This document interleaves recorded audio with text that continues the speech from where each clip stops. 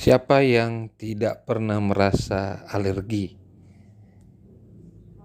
Tentunya kita biasa atau pernah mengalami yang namanya alergi. Alergi itu dialami oleh setiap orang, apalagi ketika masih anak-anak. Istilah alergi ini adalah reaksi dari sistem kekebalan tubuh kita, manusia, atau sistem imunisasi terhadap zat tertentu yang seharusnya tidak berbahaya. Jadi itulah alergi. Reaksi tersebut dapat menimbulkan berbagai gejala-gejala atau hal-hal yang dialami.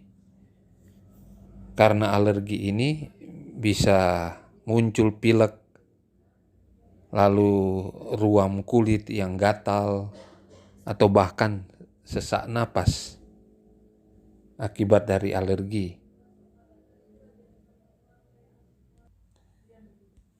Jadi sekali lagi, alergi itu bisa dialami oleh siapa saja, baik anak-anak, remaja, orang dewasa, dan sewaktu-waktu itu bisa terjadi. Zat yang dapat memicu respons dari alergi yang kita alami, kita dapatkan, disebut dengan istilah alergen. Jadi alergen ini zat yang dapat memicu respons alergi yang kita alami. Kebanyakan orang alergen tidak menimbulkan reaksi pada tubuh, namun pada orang yang memang sensitif dengan alergi ini, terhadap alergen ini, sistem imunnya akan mengeluarkan reaksi tadi. Ada dia bersin-bersin, ada yang merah kulitnya, ruam kulitnya, bahkan ada yang sesak napas. Itu reaksi tubuh untuk menunjukkan ada bahaya yang datang atau ada benda asing yang datang di dalam tubuh, sehingga muncullah alergi ini. Reaksi alergi yang muncul pada tiap orang tentunya tidak sama, berbeda-beda. Ada yang ringan, ya, seperti bersin-bersin. Ada juga yang berat, ya, yang ada istilahnya anafilaksis. Jadi reaksi alergi yang muncul tergantung dari jenis alergennya, ya. Alergi ini umumnya terjadi pada anak-anak, dan biasanya juga dengan sendirinya dia akan berkurang bahkan reda seiring dengan bertambahnya usia. Kalau dia sudah remaja, sudah dewasa, semakin berkurang dan hilang.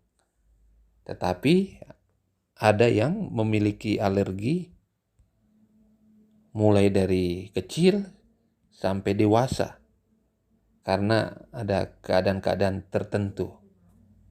Nah, penyebab dari alergi ini dan gejala-gejalanya tentunya berbeda-beda juga tiap orang. Contohnya, ada yang alergi kalau kena debu, ya, kena debu.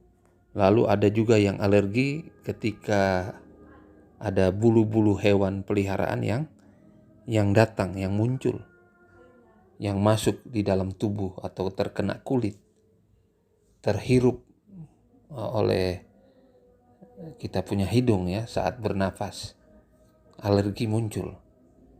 Ada yang alergi karena makanan, seperti kacang-kacangan. Alergi tiba-tiba setelah berapa waktu dia makan gatal, ya.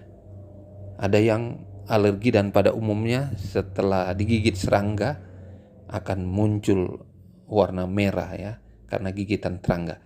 Ada yang alergi setelah digigit serangga, akhirnya dia ada yang pilek, bersin, dan seterusnya. Dan yang biasa kita dengar, alami, kita alergi karena obat-obatan atau juga karena bahan-bahan yang lain. Bahkan ada yang alergi karena keringat.